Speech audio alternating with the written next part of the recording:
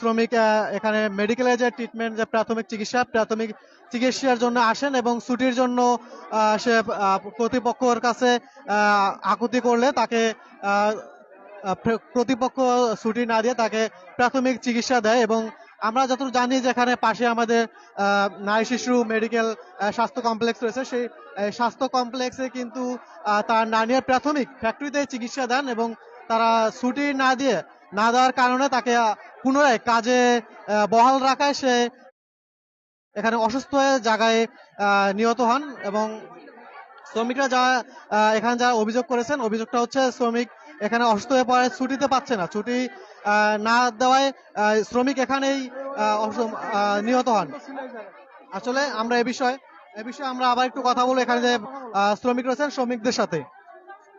আমি প্রথমত যখন দেখতে আসি উনি তখন বেডে শুয়েছিলেন, সুস্থ ছিলেন, আমার সাথে কথা বলছেন যে আমার এখন একটু ভালো লাগতেছে বা আবার মাথাটা অনেক ব্যথা করতেছে। তা আমি তখন বললাম যে তাহলে উনি তো অসুস্থ, কাজ করতে পারবেন না, তাহলে ওনাকে ছুটি দিয়ে দেন।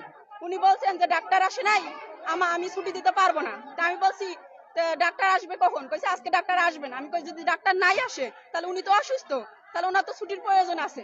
উনি বলছেন না আমার পক্ষে ছুটি দেওয়া সম্ভব না, বারবার এক কথা বলে আমাকে বিরক্ত করো না। তারপর উনি চা খাইতেছিল, তখন আমি বললাম আপনি তো খাচ্ছেন, এখন আপনার তাহলে যে কোনো একটা ব্যবস্থা বলে দেন যেভাবে ওনাকে নিয়ে যাওয়া যায়, বা যেহেতু উনি অসুস্থ। মাজেদা বেগম। জি।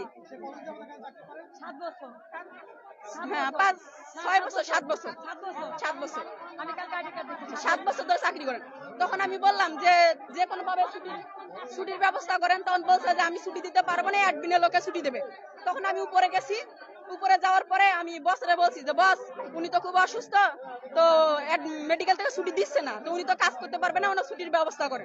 তখন বসে অ্যাবসেন্ট করে ছুটি দিচ্ছে। তখন আমি কার্ড নিয়ে নিচে আসছি, আসার পরে দেখুন শুয়ে আছেন, অবস্থা আরো খারাপ। তখন আমি বলছি তাহলে আমরা মেডিকেলে নিয়ে যাবো, ছুটি নিয়ে আসছি, তাহলে ছেড়ে দেন, মেডিকেলে নিয়ে যাবো। বললো কি এখনই যাওয়া যাবে না, আপনি এখানে বসেন। উনি বসতে পারে না, তারপর ওনার চেয়ারে বসাইছে, পরে যাইতেছিল, আমি ধরছি, তারপর আমার হাতেই বসেছিল। তারপর আমি বললাম অবস্থা তো বেশি খারাপ, তাহলে ছেড়ে দেন, আমরা নিয়ে যাই, মেডিকেলে নিয়ে যাবো। বলছে না এখনই নিয়ে যাওয়া যাবে না, বারবার তুমি এক কথা বলো না, তুমি তখন থেকে বিরক্ত করতেছো যে ছুটি দেন, আমি ছুটি দিতে পারবো না, আমার কাছে ছুটির কোনো অপশন নাই। তাই আমি বলছি যদি স্যার নাই আসে তাহলে এভাবে তো কতক্ষণ বসায় রাখবেন আপনি? বলছে না আমি ছুটি দিতে পারবো না।